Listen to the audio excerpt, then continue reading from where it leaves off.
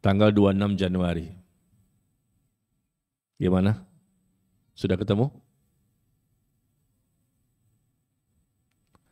Kalau sudah ketemu baru kita lanjutkan kembali. Ada? Iya, baik. Tanggal 26 Januari ya. Saat nikmat menjadi azab. Di sini tertulis, istidraj merupakan hukuman kepada para pendurhaka, orang yang zalim dan ahli maksiat dalam bentuk kesenangan dan kenikmatan. Semakin dosa, semakin senang dunianya. Semakin maksiat, semakin durhaka, semakin kufur, semakin melakukan dosa-dosa yang begitu banyak, semakin banyak kenikmatan yang dia peroleh.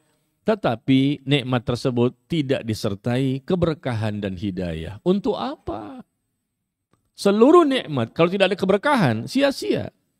Berarti dia semakin jauh dari Allah. Dan akhirnya menjadikan orang tersebut lalai, terperdaya, tertipu, dan terlena, dan tersesat. Ini, kajian ini, tema ini sebetulnya adalah nasihat buat kita semua.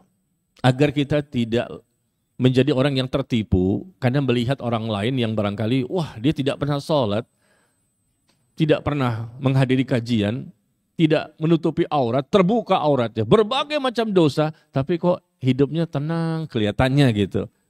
Banyak sekali hartanya, berlimpah ruah, jarang sakit. Kita yang ngaji suka dikit-dikit sakit. Kita yang ngaji kok nggak sekaya dia. Kan ukurannya begitu kan. Kok saya sudah ibadah tapi kok nggak seperti orang yang tidak ibadah. Jangankan muslim. Yang kafir itu kadang-kadang kita lihat mereka lebih sukses dunianya. Nah Allah mengingatkan kepada kita. Jangan tertipu dengan apa yang mereka miliki. Sebetulnya yang Allah berikan kepada mereka itu untuk membinasakan mereka. Tanpa mereka sadari. Ya, kita baca di sini. Dia mengira bahwa kenikmatan yang telah dimilikinya adalah kemuliaan dari Allah. Padahal Allah sedang menghinakannya perlahan-lahan dan sedang membinasakannya. Maka Allah Azza wa Jalla berfirman, "Walladzina kadzabu biayatina sanastadrijuhum min haitsu la ya'lamun." Orang-orang yang mendustakan ayat-ayat kami, berarti dia durhaka ini. Dosanya besar sekali. Dia mendustakan Al-Quran. Dia mendustakan Allah. Mendustakan Rasulullah, mendustakan Masya Allah, banyak sekali dosanya. Tapi kami akan menarik mereka sedikit demi sedikit ke arah kebinasaan. Makin sesat, makin kaya, makin sesat, makin sukses, makin sesat. Dengan cara yang tidak mereka ketahui. Mereka anggap bahwa mereka benar. Dengan kesesatan mereka itu mereka benar, buktinya mereka semakin sukses dunianya, makin kaya, makin banyak hartanya, makin banyak pengikutnya, followersnya bertambah 50 juta orang misalnya. Sehingga mereka merasa benar karena buktinya apa? Kaya, followersnya banyak, hidupnya mewah, ya rumahnya megah, mobilnya banyak dan lain-lain. Padahal itu bukan ukuran standar bahwa Allah mencintai hamba tersebut. Sesungguhnya Allah memberikan dunia kepada orang yang Allah cintai dan orang yang tidak Allah cintai. Tapi Allah tidak memberikan iman kecuali kepada orang-orang yang Allah cintai saja. Iman tidak diberikan kepada sembarang orang. Adapun dunia, kepada orang bertakwa pun kita lihat terkadang mereka menjadi orang yang banyak sekali dunianya. Seperti ya contoh sahabat Rasul kan ya, Utsman bin Affan, Abdurrahman bin Auf dan lain-lain. Tetapi yang lebih kita lihat adalah bagaimana orang-orang kafir atau muslim yang munafik, zalim dan durhaka, ternyata mereka juga menjadi saudara kita yang mereka tertipu dengan apa yang mereka miliki. Maka Rasulullah SAW mengatakan, "Idza ra'aitallaha ta'ala yu'til 'abd minad dunya ma yuhibbu," apabila engkau melihat Allah memberikan kepada hamba tentang dunia ini, diberikan dunia kepada seorang hamba dari dunia yang dia inginkan. Ingin sesuatu mudah, ingin sesuatu dapat, ingin sesuatu dengan mudah. Kita kesulitan untuk mendapatkan nafkah hidup sehari-hari. Tapi ada orang yang sangat mudah sekali mendapatkan harta yang begitu banyak misalnya. Kesehatan, jarang musibah.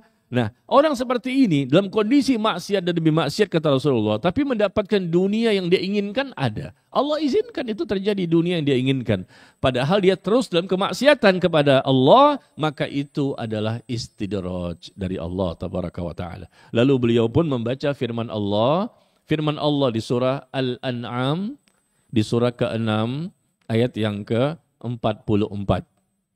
Di surah ke-6 ayat ke-44 Allah mengatakan falamma nasu ma dzukiru bih fatahna alaihim abwaaba kulli syai hatta idza farihu bima utu akhadnahum baghtatan fa idahum mublisun. Kata Allah tabaraka wa taala, maka tatkala mereka telah merupakan peringatan demi peringatan, nasihat enggak mau terima, dakwah tidak mau terima, diingatkan ngeyel, membantah, ya, merasa benar sendiri padahal tidak punya dalil, enggak punya keterangan, beragama seenaknya aja, beragama sesuai dengan perasaan dan hawa nafsunya. Ini kita tidak bicara orang kafir. Orang kafir sudah jelas ya, mereka di luar Islam. Kata Allah mereka kufur dan dosa mereka paling besar di muka bumi. Karena mereka melakukan kesyirikan. Tapi kita bicara sesama kaum muslimin. Kadang-kadang muslim melihat enak ya. Dia bisa melakukan dosa apa saja. Enak, bebas dia. Bisa memuaskan hawa nafsunya. Bisa memuaskan apapun yang dia inginkan. Tapi kan masalahnya dosa itu. Tapi kan enak Pak Ustadz. Apa antum mau enak seperti itu? Tapi ujung-ujungnya su'ul khotimah dan ujungnya siksa kubur dan siksa neraka? Yang kita inginkan adalah nikmat membawa berkah, bukan nikmat menjadi azab. Kullu ni'matin la tuqarribu minallahi fahiya baliyah.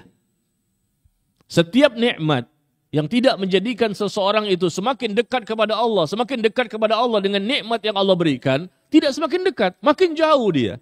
Makin gak butuh kepada Allah, tidak mau sholat, tidak mau ngaji, tidak mau taklim, makin terbuka aurat. Dikasih tahu ya Allah, suka membantah. Nah, kata para ulama setiap nikmat yang tidak semakin mendekatkan diri kepada Allah, itu adalah sebetulnya musibah yang besar. Musibah yang besar. Lihat ayat ini ya, di artikelnya Al-An'am ayat ke-44. Tatkala kata Allah, mereka melupakan peringatan-peringatan yang disampaikan kepada mereka berkali-kali. Tidak juga mau mendengarkan, tidak mau untuk melaksanakan nasihat dan dakwah yang disampaikan kepada mereka. Apa yang terjadi? Apakah langsung hukuman? Ketika mereka ngeyel, membantah, mengingkari, mendustakan, langsung turun hukuman? Begitu hukumannya tsunami, gunung berapi, gempa bumi? Tidak. Apakah kebakaran hutan barangkali? Tidak juga. Ternyata Allah memiliki hukuman yang lain.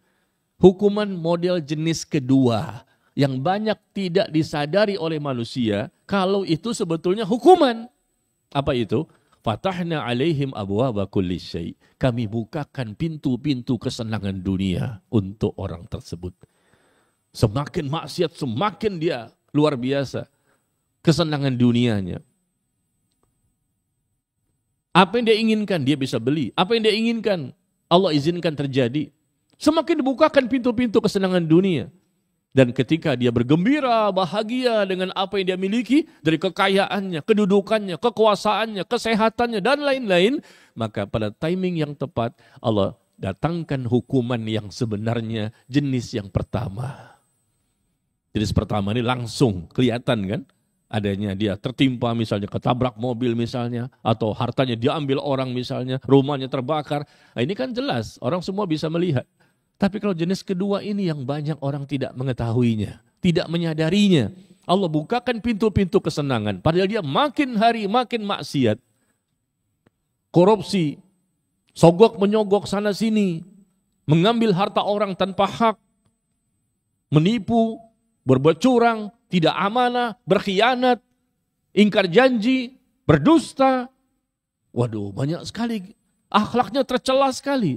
Tapi kok makin dipuji orang ya, makin tersanjung, padahal akhlaknya tercela, dia tuh salah. Tapi makin banyak orang yang memujinya, menyanjungnya. Ada apa? Nah sebetulnya ini istidrak dari Allah, tapi banyak orang yang terlena. Kenapa orang yang jauh dari Allah, orang yang sesat, orang yang kufur, orang yang melakukan kesyirikan, orang yang melakukan kedurhakaan, tapi kok semakin enak dunianya? Kita nggak boleh tertipu. Lihat apa kata Allah, kami bukakan pintu kesenangan dunia dan pada waktu timing yang tepat Allah turunkan azab kepada mereka dan pada waktu itulah mereka terdiam berputus asa. Ini penting diketahui oleh setiap muslim ini. Karena bisa jadi mereka goyang imannya, goyang keyakinannya, goyang akidahnya. Kenapa? Karena mereka melihat kita ini banyak rambu-rambu syariat, ini enggak boleh, ini enggak boleh. Ini haram. Aduh, apalagi ikut kajian sunnah ya. Ikut Rasulullah dan para sahabat kayaknya nih, waduh berat banget ya di zaman sekarang kan. Bahkan Rasul mengatakan apa? Seperti menggenggam bara api, dipegang panas, nggak dipegang nggak boleh, harus dipegang, ini hukumnya wajib. Tapi gimana ya? Subhanallah, enakan mereka. Lalu kita mulailah tuh, setan bermain kan, hawa nafsu mendorong kepada keburukan, setan membisikkan, udahlah ikutin enak nih, kapan lagi? Kan dunia cuma sekali, iya sekali. Tapi penyesalannya nanti di dunia dan di akhirat sekaligus. Nikmatnya sebentar, sebetulnya tidak ada keberkahan pada nikmat tersebut karena menyelisihi syariat, tapi penyesalan sepanjang abad. Nikmat sesaat tidak sesuai dengan apa yang mereka rasakan nanti di akhirat. Maka di sini jamaah sekalian, lihat kalimatnya di Telegram saya tanggal 26 Januari ya. Saya jelaskan di sini contoh-contoh ya. Semakin kufur, semakin munafik, semakin bermaksiat, orang itu mendapatkan kemudahan dan kelapangan hidup. Semakin kufur, semakin munafik, semakin maksiat, makin lapang hidupnya, mudah untuk mendapatkan rezeki. Karena memang mereka tidak peduli, mau halal, mau haram, pokoknya hantam saja semuanya. Semakin lapang. Kemudian begitu banyak kesenangan-kesenangan dan juga kesuksesan yang semakin melimpah. Dosanya pun makin menggunung, tapi merasa hidupnya begitu tenang dan tentram, dan jarang sakit atau mendapatkan musibah. Ada kan orang seperti ini? Yang kita kenal, mungkin teman kita, tetangga kita, saudara kita, mungkin keluarga kita. Ada yang seperti ini. Subhanallah, saya melihat di podcast, di YouTube ya, ada podcast, ada seseorang yang kaya raya, kalau saya sebutkan namanya, antum kenal semuanya. Ditanya di podcastnya itu, bagaimana kerjanya dia, sehingga dia berhasil menjadi triliuner, bukan lagi miliarder ya. Banyak sekali hartanya. Dan dia pun suka menceritakan tentang hartanya. Apa kata dia? Jam 3 subuh saya sudah keluar dari rumah.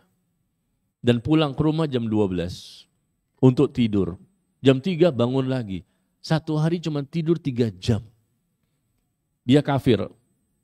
3 jam saja tidurnya. Jam 3 udah bangun, standby, berangkat, bekerja. Bayangkan jam 3 loh, kita masih tidur ini. Dia udah jalan untuk menyelesaikan pekerjaan-pekerjaan dunianya. Pulang-pulang sampai rumah jam 12. Capek kan? 3 jam, tapi jarang sakit, jarang terkena musibah. Justru semakin kaya. Bahkan dia mengatakan di podcastnya, saya bingung mau nyimpan uang saya di mana. Saking banyaknya uang yang dia peroleh. Coba kalau kita 3 jam tidurnya, besoknya gimana? Pusing kepalanya, keliengan, ya, masuk angin, 3 jam kurang, bisa sakit. Ya, mulai makan obat ini bisa demam, bisa meriang. Ya, tapi dia, karena kita lihat langsung di YouTube kan kata dia, jam 3 saya sudah bangun. Bukan sholat tahajud. Ini orang kafir. Dan dia mengatakan dia bingung untuk menyimpan uangnya di mana. Karena saking banyaknya uang itu dengan mudahnya dia dapatkan. Ya Allah. Sukses. Usianya sudah tua sebetulnya. Tapi ternyata dia belum dapat hidayah dari Allah. Dan semakin menyombongkan diri dengan kekayaan dan kemewahan dan kedudukan yang dia peroleh. Nah, bagi kita yang sudah belajar, ini istidraj dari Allah. Jangan kamu berbangga-bangga dengan apa yang mereka miliki. Kadang-kadang kan kaum muslimin begitu, enak ya jadi orang kafir, enak ya jadi orang yang durhaka, dia berzina dengan siapa aja boleh. Wah, wanita cantik-cantik, dia berzina sana, berzina sini dengan mudahnya. Dia minum khamr, dia melakukan ini, melakukan itu, semua dia lakukan. Tidak ada rambu-rambu syariat. Subhanallah. Apa manfaatnya kalau kita melakukan hal seperti itu? Pada dunia sebentar, dia pasti mati enggak? Pasti mati? Pasti mati. Sekaya apapun pasti mati. Lihat di sini contoh yang lain. Akhlaknya rusak, tapi hidupnya dikagumi sama orang lain. Rusak sebetulnya akhlaknya. Suka menyakiti orang lain, tapi semakin dihormati.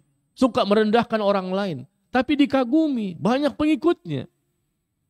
Banyak sekali menzolimi orang lain, suka menggibah, membongkar aib orang lain, suka menuduh-nuduh orang lain. Di sosial media saat ini paling gampang nih, ada akun-akun tertentu yang suka tuh. Ada orang-orang di akun-akun tertentu ya kita mungkin tahu ya, yang suka menuduh-nuduh kaum muslimin yang mengikuti sunnah atau para ustadznya. Suka dicari-cari kesalahannya. Dikatakan pendusta ini, pendusta. Semua orang disebutnya pendusta. Dia aja yang bukan pendusta. Yang kalau orang sunnah ini yang mengikuti syariat, mengikuti Rasul dan para sahabat, selalu kalimatnya pendusta, pembohong, pendusta, pembohong. Kita lihat akun ini, ya Allah nih orang, anak muda. Mungkin antum tahu lah. Ya, subhanallah. Kok bisa seperti itu? Tapi banyak orang yang memuji dia, makin banyak followersnya. Padahal itu adalah istidrat dari Allah. Kenapa? Allah memberikan istidrat kepada seseorang. Semakin maksiat, semakin banyak kekayaan. Iya, itu sudah kita pahami. Tapi ada juga semakin maksiat, semakin tenar. Itu pun istidrat. Semakin maksiat, semakin dia menuduh-nuduh orang yang mengikuti sunnah sebagai orang yang keras, radikal, ekstrim. Tapi kok makin banyak pengikutnya. Itu istidraj, meskipun dia tidak kaya. Tidak mesti kaya. Karena Allah akan lapangkan dunia bagi ahli maksiat dalam rangka untuk membinasakan dia. Bukan dengan cara selalu orientasinya dengan kekayaan. Karena Rasul mengatakan di sini apa hadisnya? Yaitu kalau Allah ya memberikan kepada hamba dalam perkara dunia yang dia inginkan. Padahal dia terus bermaksiat, terus maksiat. Tapi dunia dibuka terus bagi dia. Dunia di sini tidak mesti uang saja. Tidak mesti harta saja. Tapi semakin dia kagumi, semakin dihormati, semakin disenangi orang lain, semakin banyak pengikutnya, semakin banyak followersnya. Padahal dia tuh suka mencela orang lain. Akhlaknya betul-betul dahsyat. Tercela sekali. Apa salahnya mengikuti sunnah? Apa salahnya mengikuti syariat? Apa salahnya mengikuti Al-Quran dan hadis? Tapi dicela-cela oleh orang ini. Tapi pengikutnya semakin banyak. Ini istidrat sebetulnya. Makin banyak orang yang tertipu dengan ucapannya. Nah, nanti Allah akan berikan hukuman yang pertama. Kapan? Kita nggak tahu. Hukuman jenis pertama adalah diberikan hukuman yang sebenarnya. Didatangkan musibah yang sebagaimana kita ketahui bentuk-bentuk musibah yang selalu kita jauhi. Jadi seperti itu ya. Maka kita lihat di sini lanjutannya di artikel yang ada di Telegram. Allah Azza wa Jalla berfirman, janganlah harta benda dan anak-anakmu, ya, anak-anak yang mereka miliki maksudnya, janganlah harta benda dan anak-anak mereka itu menjadikan kamu kagum. Mungkin mereka banyak anaknya, banyak hartanya. Jangan kamu kagum dengan apa yang mereka miliki. Sesungguhnya Allah itu menghendaki untuk menyiksa mereka dengan harta benda dan anak yang mereka miliki dalam kehidupan dunia, dan kelak mereka akan dimatikan dalam kondisi kafir. Kita masih dapatkan. Kadang-kadang ada terlintas di hati kita nih, udah ngaji sebetulnya, udah taklim ya. Wah enak banget ya, mobilnya bagus lagi, mobil terbaru nih. Kapan saya punya mobil seperti ini? Wah, kita kagum dengan orang tersebut dengan kekayaannya, mobil terbaru, mobilnya mewah. Apa tuh? Rolls Royce ya. Antum punya Rolls Royce? Ada di rumah Rolls Royce? Betul ucapannya begitu? Ya. Lamborghini itu. Mungkin mobil-mobil yang terbaru. Wah hebat, rumahnya megah. Dipamer-pamerkan di sosial medianya. Kita yang udah ngaji nih kadang-kadang ada di hati nih. Wah, kagum-kagum gitu dengan orang yang memiliki yang kelebihan seperti itu, karena kita nggak punya. Tapi kita lupa jamaah sekalian bahwa dia itu orang yang jauh dari Allah. Jangan kaget, jangan kagum. Allah sudah mengatakan, la yaghurrannaka taqallubul ladzina kafaru fil bilad, mata'un qalil, thumma ma'wahum jahannam wa bi'sal mihad. Jangan kamu tertipu dengan bebasnya orang kafir melakukan apapun yang mereka inginkan di muka bumi ini. Karena itu cuma kesenangan sementara. Kemudian mereka akan kembali kepada Allah dan mereka pun akan disiksa dengan siksa neraka Jahannam. Lihat Ali Imran 196. Di surah Ali Imran 196 ya. Jadi Allah mengulang-ulang dalam Al-Quran begitu banyak. Jangan kamu kagum dengan kehidupan yang mereka miliki. Jangan kamu kagum dengan anak mereka. Jangan kamu kagum dengan harta mereka. Jangan kamu kagum dengan mobil mereka, harta, rumah mereka, apapun. Jangan kagum. Itu sebetulnya caranya Allah untuk menyesatkan orang itu dengan diberikan dunia begitu banyak. Makin banyak pengikutnya. Makin banyak orang yang senang dengan dakwahnya. Jadi Bukan hanya uang. Banyak orang yang senang sama dakwahnya. Padahal dakwahnya itu mengajak kepada kesesatan. Dakwahnya itu mengajak kepada kemungkaran. Dakwahnya itu mengajak kepada sesuatu yang menyelisihi Al-Quran dan Sunnah. Tapi kok makin banyak ya pengikutnya.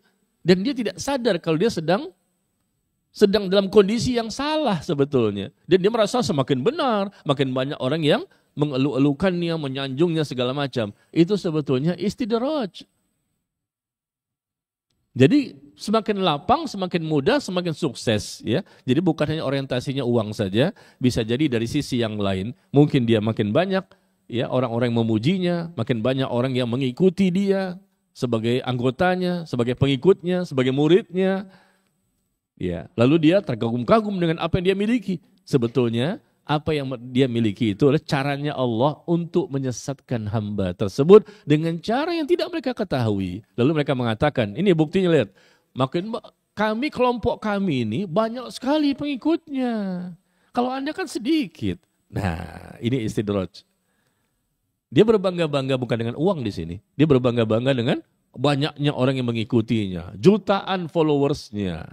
Mungkin banyak orang yang memberikan komentar mengikuti dirinya. Subhanallah. Lalu dia mudah menyalahkan orang yang sedikit pengikutnya, yang mengikuti betul-betul Rasulullah dan para sahabat.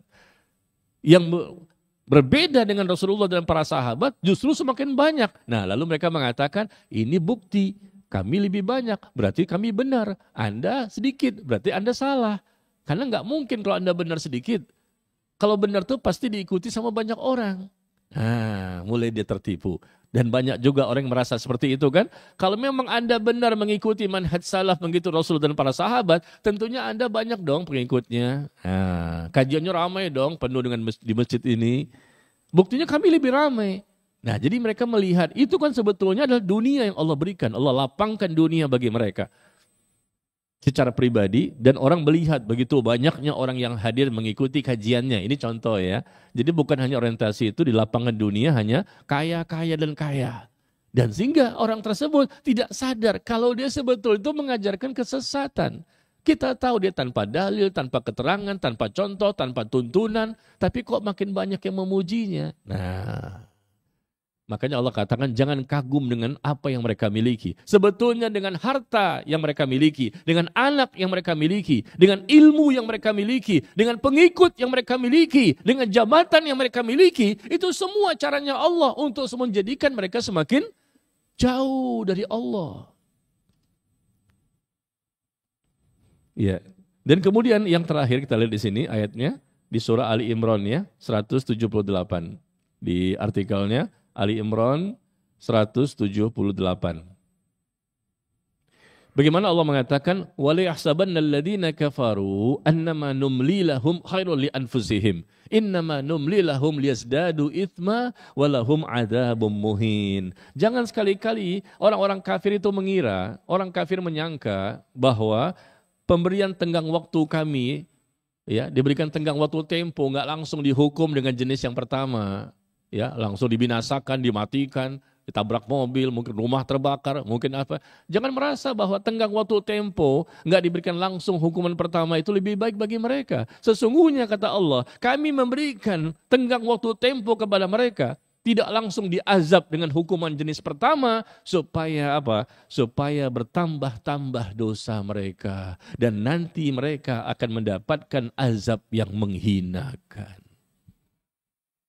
Kalau kita baca ayat-ayat seperti ini, akhirnya kita sadar, oh ini istidraj ini ya. Ini caranya Allah menyesatkan dia, kesian dia. Dia lagi sesat ini. Dia lagi dihinakan sama Allah.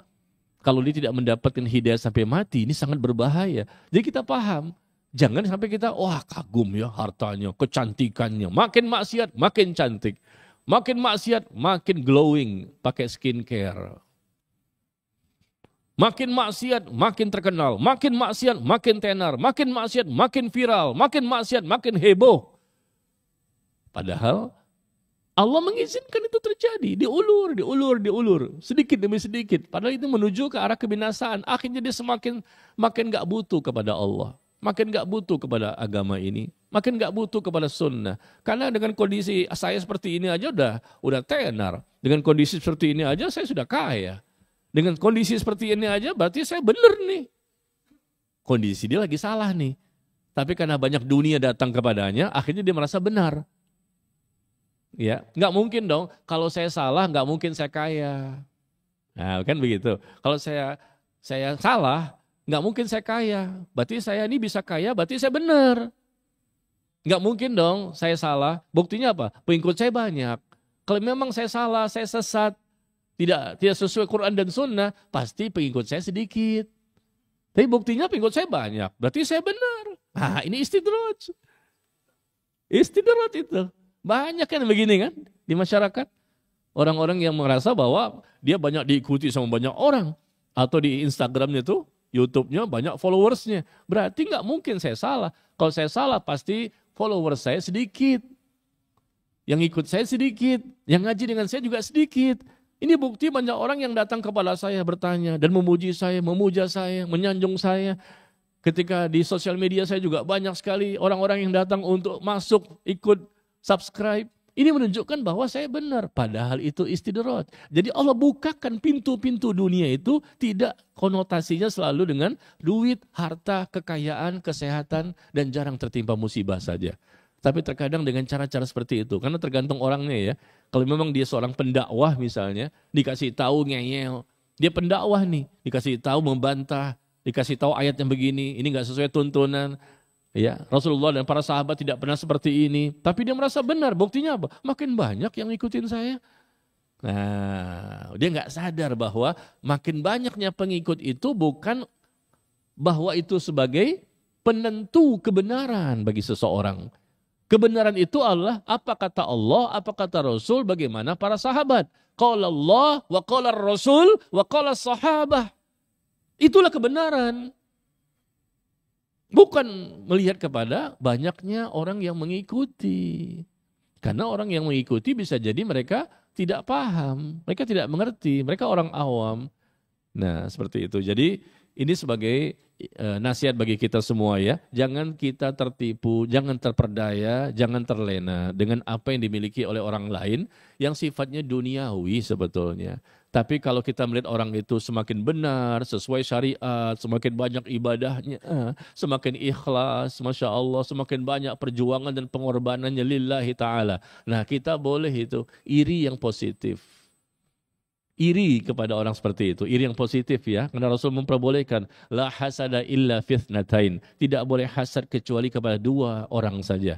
Yang pertama, orang yang Allah berikan dia kemampuan untuk membaca Al-Quran, memahami dan mengamalkannya. Lalu dia baca siang dan malam, mengamalkannya siang dan malam, Masya Allah. Kita iri kepengen seperti dia. Kita kagum sama orang itu. Itu boleh kagum.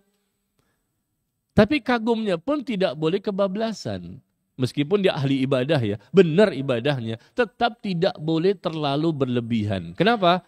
Karena innamal a'malu bil khawatim. Amal itu tergantung di akhirnya. Kata Rasulullah, jangan kamu mengagumi seseorang karena dia belum mati. Seseorang itu kelihatan nanti di akhir hidupnya bagaimana. Itulah yang menentukan dia. Saat ini kita kagum sama seseorang terlalu berlebihan, akhirnya apa? Ya na'udzubillah, ini terjadi di masyarakat kan. Ya memang dia bagus, Masya Allah. Besok lusa dia tergelincir. Kemudian sesat. Dan menjadi pemimpin kesesatan dan menjadi murtad bahkan. Ya, maka kalau kita lihat saat ini ada orang yang luar biasa, dekat kepada Allah, benar cara beragamanya, pemahamannya, mengikuti Rasulullah dan para sahabat ya, bersungguh-sungguh, mungkin teman kita, mungkin siapa, ustadz kita dan seterusnya, tetap kita kagum biasa saja. Kagum dengan amal yang kita lihat. Kita kan juga nggak tahu diterima oleh Allah apa tidak kan?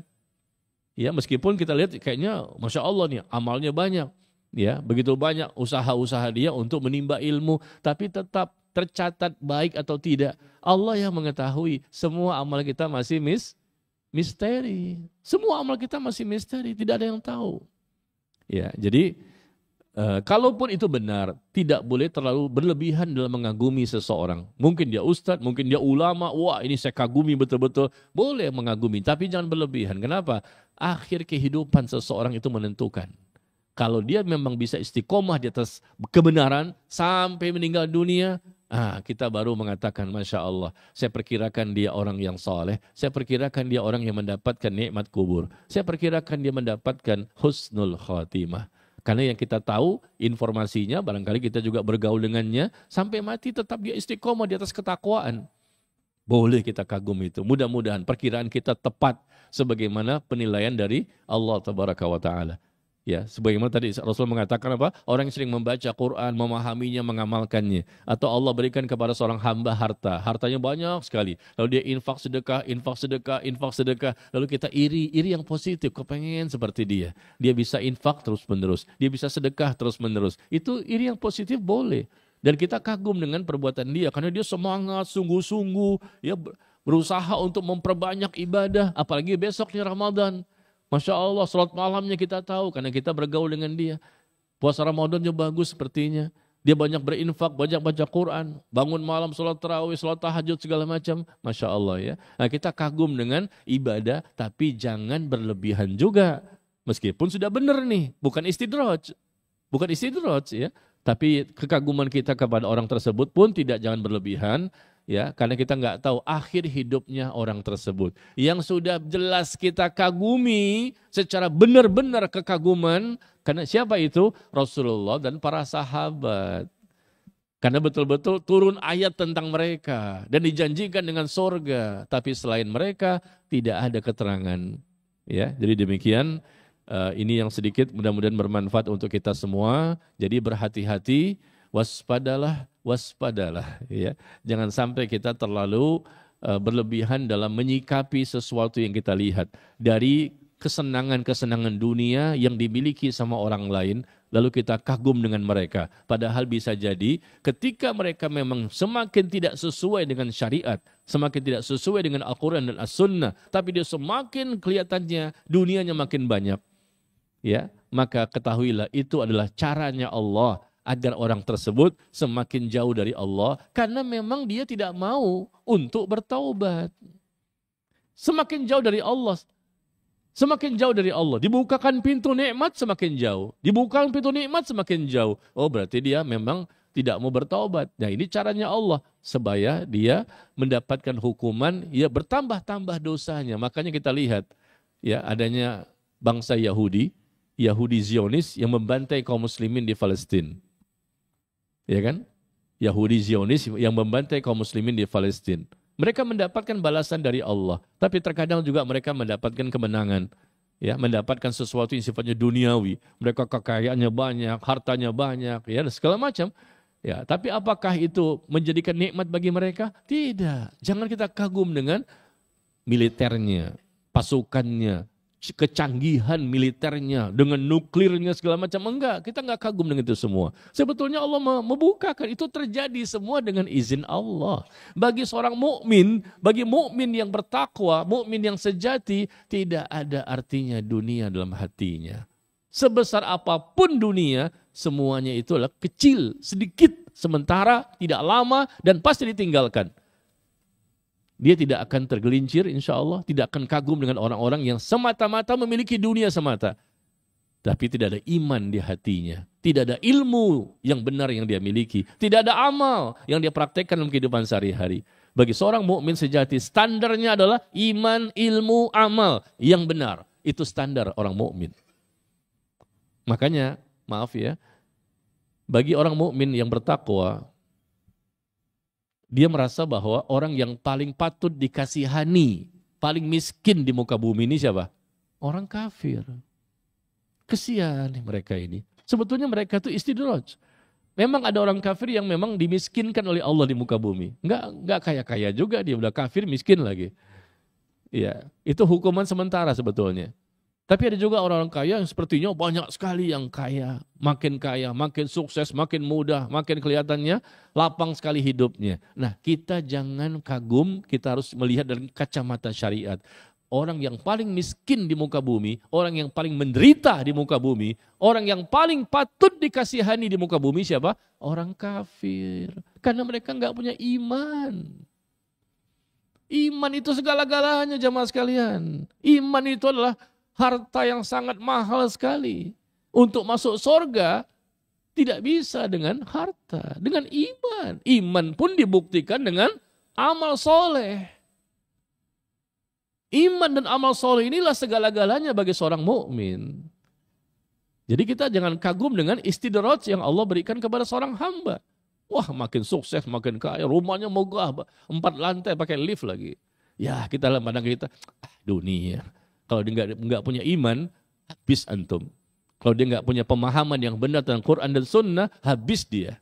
Kalau tidak beramal soleh, nggak ada manfaatnya. Tapi kalau kita lihat ada seorang Muslim yang dia betul imannya, amal solehnya juga benar, banyak sekali perjuangan dan pengorbanannya, makin banyak dakwahnya, makin banyak amar ma'ruf nahi mungkarnya, bagaimana dia capek, letih, lelah untuk meraih ridho dan rahmat Allah. Mati-matian dan habis-habisan dia untuk menjadi orang yang bertakwa. Nah, ini baru nih yang patut kita ikuti, patut kita contoh agar kita semakin lebih baik, ya. Nah, sudah masuk pertanyaan. Jadi kita jawab saja ya. Beberapa pertanyaan yang sudah masuk di sini, mudah-mudahan sesuai dengan tema yang kita bahas. Saat nikmat menjadi azab. Jadi nikmat bukan mendatangkan kebahagiaan sebetulnya. Dan semua orang yang melakukan kemaksiatan tapi makin kaya, maksiat makin sukses, makin maksiat makin dia dimudahkan dunianya, demi Allah tidak ada kebahagiaan di hati mereka. Itu kita yakini. Karena bahagia hanya akan didapatkan oleh seseorang kalau dia memenuhi 2 persyaratan. Apa itu? Iman dan amal soleh yang benar. Kalau tidak ada iman dan amal soleh, mau sekaya apapun, sesehat apapun, sukses apapun, sehebat apapun, nggak ada iman, amal soleh yang benar, pasti dia menderita demi Allah. Ya, karena Allah yang mengatakan demikian di surah Ar-Ra'd. Di surah Ar-Ra'd surah ke-13, ayat yang ke-29. Alladzina amanu wa 'amilus shalihat tuba lahum wa husnu ma'ab. Ya, surah 13 ayat ke-29. Orang-orang yang beriman dan mereka beramal soleh tentunya dengan benar. Imannya, akidahnya benar, amal solehnya juga benar. Maka mereka itulah kata Allah, mereka mendapatkan kebahagiaan, kegembiraan selama di dunia, apalagi di akhirat. Dan mereka mendapatkan tempat kembali yang baik, yaitu surga dari Allah Tabaraka wa Ta'ala. Bahagia karena iman dan amal soleh. Ya, kita mulai yang pertama. Silakan. Waalaikumsalam.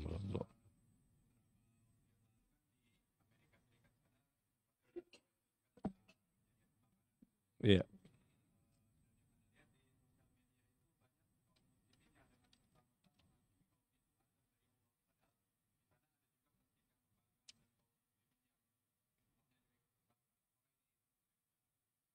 Baik.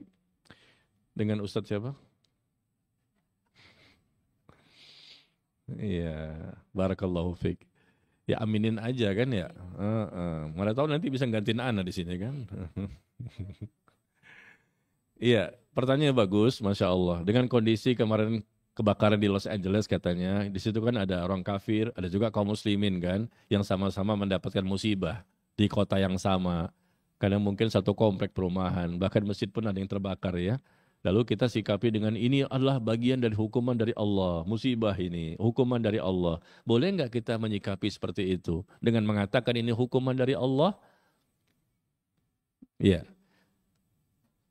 Kita tahu bahwa tidak ada musibah yang menimpa, melainkan semua dengan izin Allah. Disepakat ya. Ma asaba min musibatin illa bi'idznillah. Allah firmankan di surah At-Taghabun, surah ke-64, ayat yang ke-11. Surah ke-64 ayat yang ke-11. Bahwa tidak ada musibah yang menimpa kepada siapapun melainkan dengan izin Allah. Ini yang pertama. Yang kedua, Allah firmankan kembali di surah Asy-Syura, surah ke-42 ayat ke-30. Tadi surah At-Taghabun ayat 11, sekarang surah ke-42 ayat yang ke-30. Wa ma asabakum min musibatin fabima kasabat aydikum wa ya'fu an katsir. Di ayat kedua ini Allah mengatakan, dan tidak ada musibah yang menimpa kalian, musibah apapun, melainkan itu akibat dari perbuatan dosa kalian. Yang pertama terjadi musibah dengan izin Allah. Ya, yang kedua, musibah itu pun terjadi karena ada dosa di situ. Di mana ada dosa, ada musibah. Sebetulnya dosa itu di mana-mana ada, di muka bumi, di tempat kita juga ada, di negara lain pun banyak dosa-dosa yang dilakukan. Tapi terkadang Allah memberikan datangnya musibah itu pada tempat tertentu yang bisa jadi sudah sangat-sangat melampaui batas. Perbuatan di tempat tersebut melebihi tempat-tempat yang lain. Sudah sangat zalim sekali. Nah, biasanya ini diprioritaskan oleh Allah untuk datang lebih cepat datangnya musibah di tempat tersebut. Ya.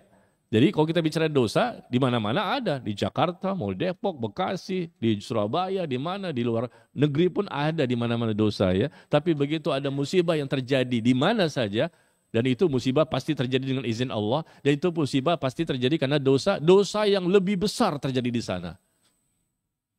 Sedangkan tempat yang lain mungkin lebih kecil, atau mungkin tunggu waktunya aja. Barangkali bergiliran, urutan. Ya. Nah, kejadian dengan di Los Angeles itu, kita harus mengetahui karena itu terjadi dengan izin Allah. Kebakaran hutan yang sampai kurang lebih 40 hektar ya. 40.000 hektar, 40.000 hektar, luar biasa. Begitu besar, katanya konon berapa triliun? 4.000 triliun apa itu, nggak tahu benar apa enggak ya. Tapi ini yang terjadi, kita sebagai seorang muslim menyikapinya, itu terjadi dengan izin Allah, dan Allah mengatakan tidak ada musibah yang datang melainkan dengan izin Allah, dan musibah itu terjadi akibat dari dosa. Dan kalimat seperti ini banyak dalam Al-Quran. Fa in tawallaw fa'lam annama yuridullah ayusibahum bi ba'di dzunubihim. Kalau mereka berpaling, tidak mau kembali kepada Allah, tidak mau kembali kepada Quran dan Sunnah, berpaling, maka ketahuilah Allah berkehendak untuk menimpakan musibah kepada mereka disebabkan oleh apa yang mereka kerjakan. Itu pun Allah sebutkan di surah apa itu? Siapa yang tahu? Nggak enak kalau saya ngasih tahu terus ya. Kayaknya di sini udah tahu semua nih. Saya kasih bocoran ya, surat itu ada dalam Al-Quran. Ada di antara Al-Fatihah dan An-Nas. Iya. Kalimat yang lain lagi Allah mengatakan juga di surah Ar-Rum. Zahrul fasadul fil barri wal bahr. Telah tampak kerusakan di daratan, di lautan, di mana-mana. Disebabkan oleh perbuatan dosa manusia. Maka Allah pun berkehendak untuk menimpakan musibah kepada mereka. Jadi tertimpa musibah akibat dosa. Tertimpa musibah akibat dosa. Allah sebutkan berkali-kali dalam Al-Quran. Nah, bolehkah kita mengatakan musibah yang tertimpa di sana, katanya ini musibah akibat hukuman Allah? Kita katakan, iya. Itu hukuman dari Allah. Tapi kan di sana ada kaum muslimin, Pak Ustadz. Ada juga masjid yang terbakar. Itulah konsekuensinya. Di sana lebih banyak orang kafirnya, kaum muslimin sedikit. Yang lebih banyak orang kafirnya. Dan secara umum itu tempat kota sangat dahsyat tingkat kemaksiatannya dibandingkan kota-kota lain yang ada di muka bumi ini. Ternyata di sana LGBT-nya luar biasa. Di sana juga tempat seks ya, perzinahan luar biasa. Mereka juga banyak membantu orang-orang Yahudi untuk membantai kaum muslimin karena rata-rata di kota itu komunitas Yahudi terbesar. Nomor 2 di Amerika. Yang paling banyak membantu orang Yahudi untuk membantai kaum muslimin. Yang pertama New York. Kota kedua Los Angeles. Tempat perjudian dan macam-macam. Jadi kita setelah melihat bahwa ternyata di sana tempat orang yang melakukan dosa itu lebih banyak. Dan kaum musliminnya ada dan mereka terkena. Muslim ini yang kita nggak tahu juga ya, muslim yang terkena musibah di sana ini apa muslim yang baik atau tidak. Kalaupun andai kata mereka baik, andai kata ya, maka Allah mengatakan wattaqu fitnatan la tusibannal ladzina zalamu minkum khassah. Takutlah kamu dengan adanya musibah yang begitu datang tidak menimpa orang-orang dosa-dosa saja. Semuanya kena karena kamu ada di situ. Di mana tuh ayat? Dalam Al-Quran. Takutlah kamu dengan musibah, kata Allah, yang tidak hanya menimpa orang-orang kafir saja. Kaum muslimin pun kena, karena mereka ada di situ. Kenapa dekat-dekat mereka? Udah tahu di situ banyak dosanya, banyak maksiat. Kamu tinggal di situ, akhirnya masjid pun kena. Karena memang segelintir berapa banyak sih kaum muslimin tinggal di situ. Takutlah kamu dengan musibah yang nantinya datang tidak hanya menimpa pelaku-pelaku dosa yang kufur, yang kafir, yang musyrik, yang munafik, yang zalim, yang fasik. Tapi Kena semuanya, meskipun di situ ada muslim yang bertakwa. Kena, kenapa? Karena mereka tinggal dekat situ. Makanya kalau udah tahu begitu, cepat amar ma'ruf nahi mungkar.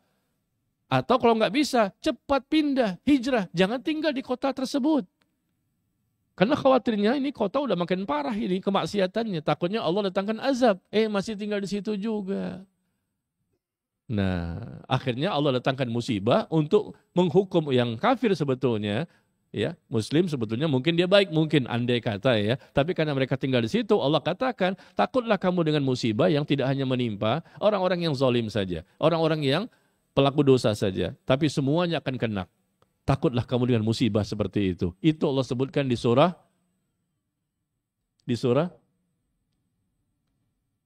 siapa yang tahu? Nih hadiahnya nih. Al-Anfal. Surah ke-8 ayat ke-25. Al-Anfal surah ke-8 ayat ke-25. Coba lihat di situ. Makanya kita jangan berada di tengah-tengah komunitas masyarakat yang di situ kita melihat memang sudah luar biasa tingkat kemaksiatan. Ya, kita udah mencoba amar ma'ruf nahi mungkar, enggak berubah juga. Dakwah enggak bisa juga berubah. Makin parah, makin parah. Begitu banyak tumpang tindih, dosa begitu banyak. Dosa-dosa besar dilakukan dengan bebasnya, terang-terangannya. Wah, kabur. Pindah ke rumah yang lain, pindah ke kota yang lain. Kenapa? Takut. Takutnya Allah turunkan musibah di situ, kita ada di situ. Meskipun itu masjid, kena. Ya, coba lihat ya. Al-Anfal 25. Maka kita boleh mengatakan itu hukuman dari Allah. Ya, yang ditujukan kepada orang-orang yang banyak melakukan kemaksiatan di kota tersebut. Setelah kejadian baru terbuka kita. Oh, ternyata LGBT-nya nomor 2. Orang Yahudi juga paling banyak ada di situ yang kaya-kaya dengan perzinahannya, dengan kemaksiatannya, dengan perjudiannya, ya, dengan narkobanya, segala macam. Baru kita tahu setelah terbuka. Sama seperti di Aceh kan. Kenapa ada tsunami di sana? Ya, ternyata kita tahu kan Serabi Mekah kan awalnya. Kok bisa ada? Ternyata maksiatnya luar biasa di sana. Termasuk di Cianjur kemarin gempa bumi. Ternyata LGBT-nya banyak di sana. Jadi kadang-kadang kita nggak tahu kondisi di suatu tempat ya. Tapi setelah kejadian baru terbuka apa maksiat yang ada di sana begitu. Nah begitu ya. Jadi itu hukuman dari Allah kepada orang kafir mungkin. Bukan muslim karena muslimnya mungkin mereka baik agamanya. Tapi bisa jadi juga mungkin mereka pun muslim yang bukan muslim yang baik. Siapa yang bisa menjaga? Siapa yang bisa memastikan meskipun muslim? Enggak semua muslim itu baik. Apalagi mereka tinggal di kota tersebut bisa jadi mungkin ya kemungkinan mereka muslim tapi muslim yang munafik, muslim yang fasik, muslim yang zalim. Karena enggak semua muslim itu baik kan? Dan mereka tinggal di sana juga menikmati juga kemaksiatannya. Cuman agamanya doang. Agamanya Islam, KTP-nya. Tapi dalam kehidupan sehari-hari belum tentu mereka baik juga muslimnya. Nah kalau mereka andai kata nih si muslimnya juga ahli maksiat yang banyak, orang kafirnya juga banyak, ya sudah sekaligus. Itu hukuman dari Allah. Karena Allah mengatakan musibah yang terjadi semua dengan izin Allah. Dan musibah yang terjadi pasti akibat dari dosa. Dosa apa? Dosa besar. Dosa besar yang rutinitas. Dosa besar yang selalu dilakukan terang-terangan dengan bebas-bebasnya, sebebas-bebasnya. Nah itu siap-siap. Kata Allah, kata Rasulullah apa? Apabila riba dan zina telah merajalela di suatu negeri, maka mereka sama saja menghalalkan Allah untuk mendatangkan azab kepada mereka. Standarnya apa? Riba dan zina. Apabila perbuatan dosa riba dan zina sudah berada di mana-mana, semerbakwa di mana-mana, riba, zina. Contoh cuma 2 saja yang Rasul sebutkan. Maka sebetulnya mereka telah menghalalkan untuk datangnya ya azab Allah kepada mereka. Cuma riba dan zina. Apalagi di sana bukan riba dan zina lagi. Kemusyrikan juga banyak, kekufuran juga banyak. Dan perbuatan dosa yang lain. Apalagi yang kita baca ternyata yang paling banyak membantu Yahudi Zionis, pajak-pajak penduduk Amerika yang dipakai untuk membeli peralatan militer, peralatan tempur, membeli bom, membunuh kaum muslimin di Palestina, ternyata pembayar pajak terbesarnya adalah penghuni komunitas Yahudi yang ada di Los Angeles. Oh, wajar kalau begitu. Kita jadi nggak kaget. Oh, memang alhamdulillah. Bukan kita, oh jangan nggak boleh begitu, Ustaz. Enggak, justru boleh. Ya. Alhamdulillah. Supaya apa? Supaya mereka juga merasakan bagaimana penderitaan kaum muslimin selama ini kan. Yang mereka bayar dengan uang mereka untuk membantai kaum muslimin di Palestina ataupun tempat-tempat yang lain. Sekarang gantian dong. Supaya mereka sadar juga mudah-mudahan dapat hidayah ya. Dan kaum muslimin yang lain merasa gembira. Kenapa? Karena Allah mendatangkan tanda-tanda kekuasaannya, tanda-tanda kebesarannya yang pasti ada. Tunggu saja, sabar. Cuman kadang-kadang kaum muslimin sebelum terjadinya kebakaran di Los Angeles, kadang-kadang kok datang ya, mana sih hukuman dari Allah? Mana sih? Sebetulnya di Palestina pun Yahudi juga banyak yang mati, yang gila juga banyak. Pasukan mereka nih yang disersi juga banyak, yang gila banyak, yang mati banyak. Cuman tidak disampaikan di media, karena media mereka yang pegang. Makanya mereka mau gencatan senjata. Mereka mau gencatan senjata kan kemarin. Kenapa? Karena mereka juga banyak habis. Padahal melawan mereka cuma kaum muslimin yang di Palestina. Hanya itu saja. Bagaimana kalau kaum muslimin yang lain? Lebih kalah lagi mereka sebetulnya.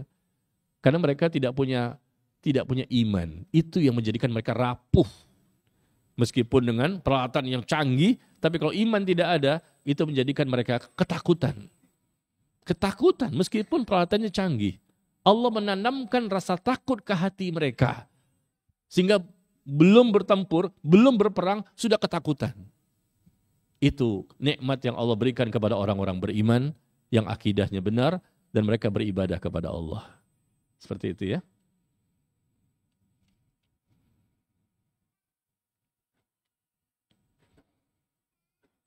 Ustadz, bagaimana kalau ada orang yang terlihat sangat baik ya, bergaul dengan orang-orang yang mengerti agama, suka ikut pengajian dan lain-lain. Tapi menzolimi saudaranya sendiri. Ya, orangnya sangat baik kelihatannya, bergaulnya enak ya, bergaul dengan orang-orang yang mengerti agama, suka ikut pengajian dan lain-lain, tapi menzolimi saudaranya sendiri. Suka memfitnah saudaranya sendiri. Apakah bisa kita beranggapan bahwa kenikmatan yang dia miliki sekarang sebagai istidraj? Iya. Orang ini terlihat sangat baik, tapi suka menzolimi saudaranya. Apakah ini istidraj? Jangan kita gabungkan ya, atau kita nilai dengan istidraj terus-menerus. Bisa jadi ada kaum muslimin yang baik, cuma dia tergelincir. Wajarlah, dia manusia biasa kan. Kita juga manusia, kita nggak sempurna. Saya juga bisa tergelincir, antum bisa tergelincir. Sebetulnya baik, cuma dia kadang-kadang gitu loh, mengikuti hawa nafsu. Itu bukan istidraj. Kadang-kadang dia mengikuti godaan syaitan. Itu bukan istidraj, tergelincir aja, biasa. Manusia kan punya plus dan minus ya. Tapi yang dimaksud dengan istidraj ini adalah orang-orang yang memang begitu banyak dosanya. Makin dosa makin bahagia, makin dosa makin senang, makin dosa makin kaya, makin dosa makin sehat, makin dosa makin terkenal, populer, banyak pengikutnya. Ah, itu baru istidraj. Ya, tapi kalau sekedar orang yang biasa ngaji, bergaulnya pun bagus, baik ya. Kemudian dia juga kelihatannya akhlaknya pun baik, dia mengerti tentang agama, suka ngaji. Cuman kadang-kadang dia suka tergelincir aja. Mungkin dia lalai, mungkin dia lupa, tiba-tiba suka memfitnah orang lain, tiba-tiba suka menzolimi orang lain ya. Tapi secara umum dia tuh orang baik sebetulnya. Nah, ini namanya bukan istidraj ya. Maka orang seperti ini adalah saudara kita yang mesti kita dakwahi, kita perbaiki dan kita nasihatkan. Pak Ustadz, dahulu saya pernah berbuat zalim terhadap hewan. Sampai karena kelalaian saya, hewan tersebut mati. Bagaimana cara bertobatnya atau minta ampunnya dari berbuat zalim terhadap hewan yang tidak mungkin kita minta maaf kepada hewan? Bagaimana caranya agar tidak dihisab dan hewan itu pun tidak meminta pertanggungjawaban nanti di akhirat? Ya, barangkali dia membiarkan hewan itu, dia piara hewan tapi nggak dikasih makan. Nah, kan ada kan Rasulullah mengatakan ada seseorang yang miara kucing, gara-gara kucing dia masuk neraka. Kenapa? Kucing tersebut tidak dikasih makan, mau memelihara tapi nggak mau bertanggung jawab. Ya, tapi kalau emang antum mau merasa wah saya kayaknya nggak bisa deh, ya udah lepasin aja, suruh kucing itu cari sendiri makannya. Tapi konsekuensinya kalau sudah mau memelihara, masukin kerangkeng atau dijaga di rumah, nggak bisa dia keluar, konsekuensinya apa? Kasih makan antum. Ya antum berpahala memberikan makan kepada salah satu makhluk Allah ya. Tapi barangkali di sini dia hewan tersebut mati, barangkali nggak dikasih makan atau mungkin dia melakukan yang lain-lain. Intinya melakukan dosa di sini ya, maka bertobatlah kepada Allah, dia menyesal, dia menangis ya, minta ampun kepada Allah dan jangan mengulangi perbuatan itu lagi. Dia bertobat dengan ikhlas dan perbanyak amal soleh setelah bertobat ya. Dan bertobatlah sebelum roh sampai di kerongkongan. Dan untuk minta maaf juga kan nggak bisa. Kucing itu masih hidup aja nggak bisa, kita minta maaf sama dia. Masih hidup aja nggak bisa, apalagi sudah mati. Gak mungkin minta maaf sama kucing.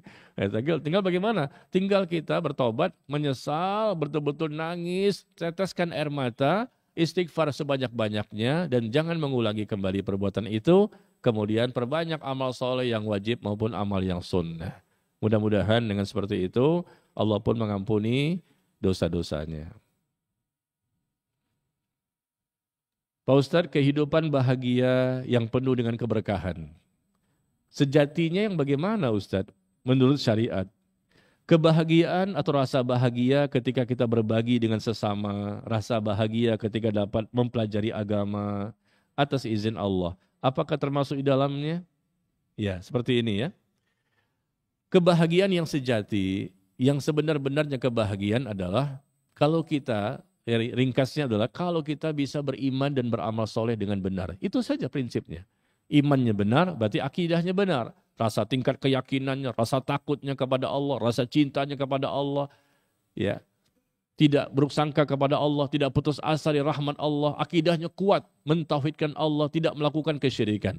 Dia ikhlas dalam beribadah. Kemudian banyak beramal soleh. Amal solehnya benar, sesuai syariat, sesuai sunnah Nabi. Sesuai tuntunan, contoh. Ya, dalil dan keterangan. Maka orang seperti ini outputnya karena iman dan amal soleh benar pasti dia bahagia. Yang mengatakan kan bukan saya.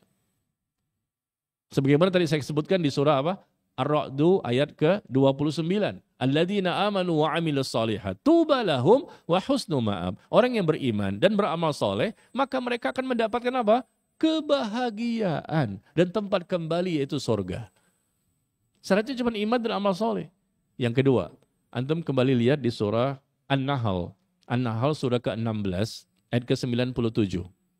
An-Nahl surah ke-16 ayat ke-97. Apa kata Allah? Man 'amila salihan min dzakarin aw untha wa huwa mu'min falanuhyiyannahu hayatan thayyibah wa lanajziyannahum ajrahum bi ahsani ma kanu ya'malun.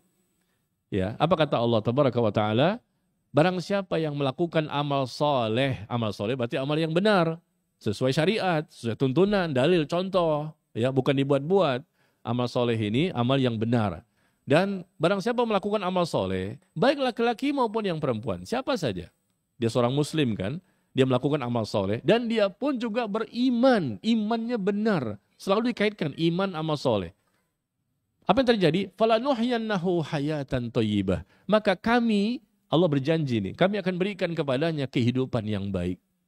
Kehidupan yang baik disebutkan oleh Al-Imam Al-Qurtubi rahimahullah ketika menafsirkan ayat ini An-Nahl 97, karena dia beriman dan beramal soleh dengan benar diberikan kehidupan yang baik, yaitu dia diberikan as-sa'adah, diberikan kebahagiaan, diberikan taufik oleh Allah, diberikan kemudahan untuk mendapatkan rezeki yang halal, ya, diberikan ketenangan batin dan diberikan surga. Ada 5 yang disebutkan oleh Al-Imam Al-Qurtubi. Makna dari hayatan thayyibah. Gara-gara iman dan amal solehnya benar, maka dia bahagia. Bahagia outputnya. Kemudian dia dimudahkan mendapatkan rezeki yang halal, dia pun akan ditambahkan terus taufik dan hidayah. Dia akan dimudahkan untuk masuk dalam surga. Dia diberikan ketenangan dan ketentraman di hatinya. Tenang, Masya Allah. Ya, dia disebutkan mendapatkan qanaah. Karena dia beriman dan beramal soleh, dia mendapatkan qanaah. Qanaah itu dia orang-orang yang merasa cukup, merasa puas dengan apa yang Allah berikan kepadanya. Dia tidak tamak, serakah, dan rakus dengan dunia.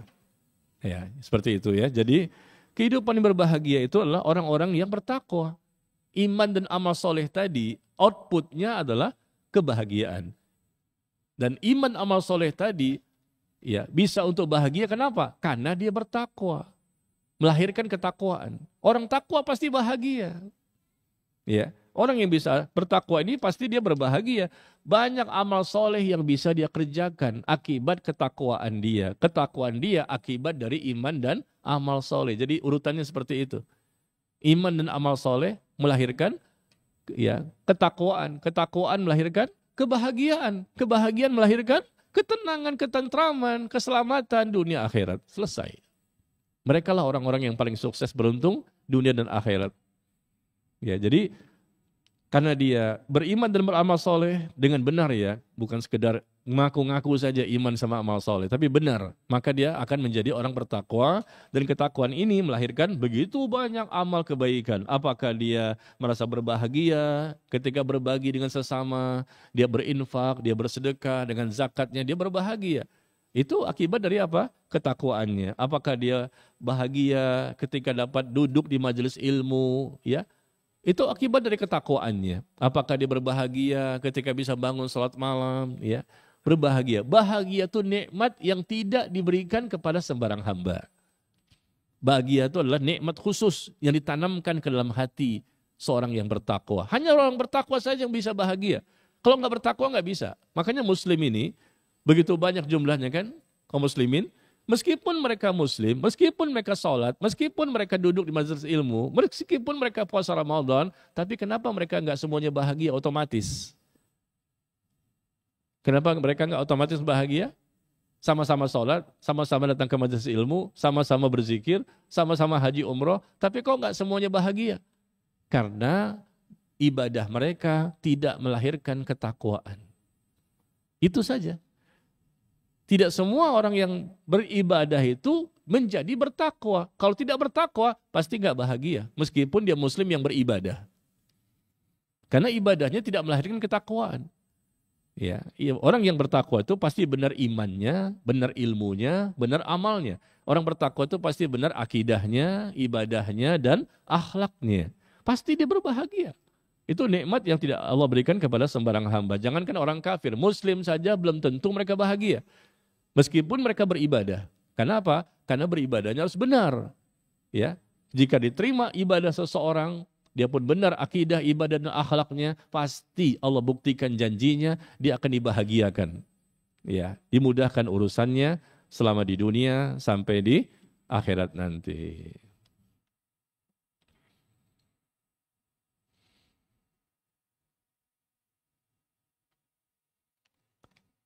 Kemudian banyak yang tidak sesuai tema nih.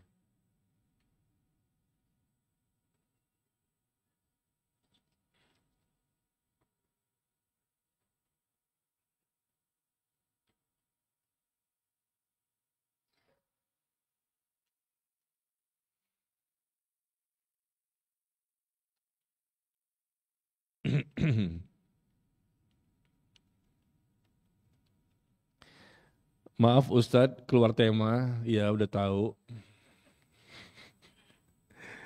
Ayah tiri ya, pernah melecehkan saya saat usia 14 tahun. Namun saya tidak bercerita kepada ibu saya.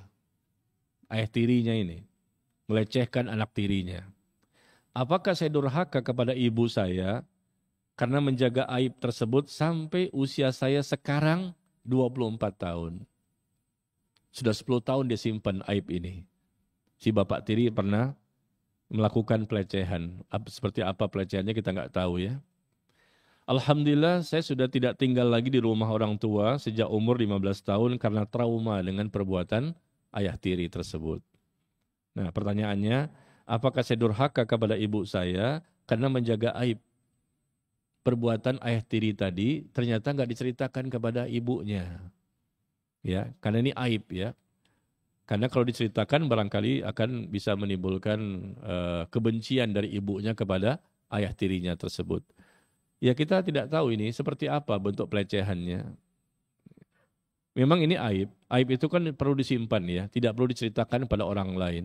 Tetapi kalau ada aib yang sudah memang tidak bisa ditoleransi, Dan harus disampaikan kepada ibu supaya ibu tahu bahwa memang ayah tirinya ini bejat, jahat. Maka seperti itu nggak masalah. Supaya ibunya tidak berlama-lama dengan suami ini. Ya, karena selama ini kan bergaul, ibunya merasa suaminya bagus, soleh, segala macam ya. Tapi kalau sudah pelecehannya sudah termasuk pelecehan, mohon maaf ya, mungkin dizinahi misalnya, ya, sama ayah tirinya, ini kan aib sebetulnya. Tapi menurut saya itu nggak masalah, ceritakan kepada ibunya, supaya ibunya pun tidak berlama-lama berumah tangga dengan si suaminya tersebut. Karena ternyata memang dia orang yang tidak baik. Dia minta cerai, dia bisa nikah sama laki-laki yang lain. Ya, atau mungkin dia bisa dipenjara. Ya, karena dia melakukan suatu perbuatan yang menzolimi orang lain. Ya. Artinya pelecehannya seperti apa? Kalau cuma dia suka pegang-pegang misalnya, ya sudahlah, nggak usah cerita. Ya, demi kemaslahatan supaya ibunya bahagia, karena ternyata ayah tiri itu punya kelebihan dari sisi yang lain misalnya ya. Ya, tinggal dinasehati saja oleh si anak tadi. Nggak boleh gini Pak, takutlah kamu kepada Allah gitu kan. Ya, dinasehati. Tapi kalau sudah pelecehannya berat, misalnya menzinahinya, melakukan mensodominya misalnya, ya kita nggak tahu juga nih laki-laki atau perempuan yang bertanya ini. Maka ini sudah berat dan ibu itu harus tahu supaya dia tidak berumah tangga dengan laki-laki yang memiliki dosa yang besar yang bisa menimbulkan mudarat bagi rumah tangga ya. Jadi seperti itu, wallahu a'lam bishawab. Menurut saya ceritakan saja kalau memang sudah melampaui batas yang besar sekali dosanya, bentuk pelecehan yang dilakukan supaya ibunya pun tidak mendapatkan kemudaratan ya, karena terbukti bahwa dia bukan laki-laki yang setia, bukan laki-laki yang soleh, bukan laki-laki yang bertakwa. Mungkin di hadapan ibunya laki-laki ini bagus banget nih suaminya. Ya, maka sampaikan supaya ibu itu bisa mengetahui tindakan dia yang sebenarnya dan cukup ibunya saja demi kemaslahatan supaya dia bisa bercerai dengan suaminya. Ya, karena ini dosa besar ya. Andai kata memang bentuknya perzinahan atau sodomi. Tapi kalau memang yang dosa-dosa yang tidak seperti itu barangkali tidak usah disampaikan ya demi kemaslahatan, karena melihat juga mungkin pertama pelecehannya nggak besar, cuma megang-megang saja, atau mungkin ngomongnya tuh agak mesra-mesra gitu ya, nggak boleh sebetulnya ya, karena itu kan untuk suami istri. Tapi cobalah ditutup aibnya, apalagi memang andai kata si bapak tiri ini mungkin memiliki kelebihan-kelebihan yang lain dari sisi kebaikan atau kesolehannya. Wallahu a'lam bishawab. Yang terakhir, Pak Ustadz, bagaimana cara kita untuk terus istiqomah? Bagaimana istiqomah di tengah lingkungan kerja yang penuh dengan istidraj? Lingkungan kerja di mana-mana kita lihat banyak orang yang istidraj, ya. Teman kita di kantor, teman kita di rumah, teman kita di masjid, di mana saja, di pasar, di mall, di kafe, ya. Banyak sekali. Makin dia maksiat, makin kayaknya mudah banget urusannya. Ya, kita yang sudah ibadah, udah ngaji nih, udah serius, makanya nggak seperti dia cepat sekali nikmat dunia yang didapatkan. Nah, bagaimana nih supaya istiqomah? Kadang-kadang kan kita goyang juga kan, wah enak banget. Lama-lama kita ngikut mereka, ingin merasakan bagaimana nikmat dunia yang Allah bukakan kepada mereka. Saya bekerja Pak Ustadz di tempat kebugaran, fitness, yang penuh dengan kenikmatan dunia. Syukron Pak Ustadz, kerjanya di tempat fitness. Ya, di fitness ini kan ya boleh-boleh saja sih, namanya fitness kan baik ya untuk masalah fisik kita lebih baik. Tapi kalau andai kata, mohon maaf, di tempat fitness itu banyak aurat yang terbuka, laki-laki dan perempuan bercampur, saling bisa melihat satu sama lain, nah kan nggak boleh di situ.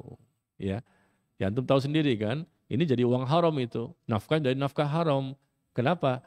Fitnessnya boleh, cuman karena itu bercampur baur ikhtilat, laki-laki perempuan dengan terbuka aurat, dan antum setiap hari bisa melihat mereka yang aduh itu bisa terganggu itu iman sebagai pegawai di situ, ya, yang melayani si wanita-wanita ini yang terbuka auratnya di tempat fitness kan, atas kebuka, bawah kebuka, ada bupati-bupati buka paha tinggi-tinggi dan sekwilda sekitar wilayah dada.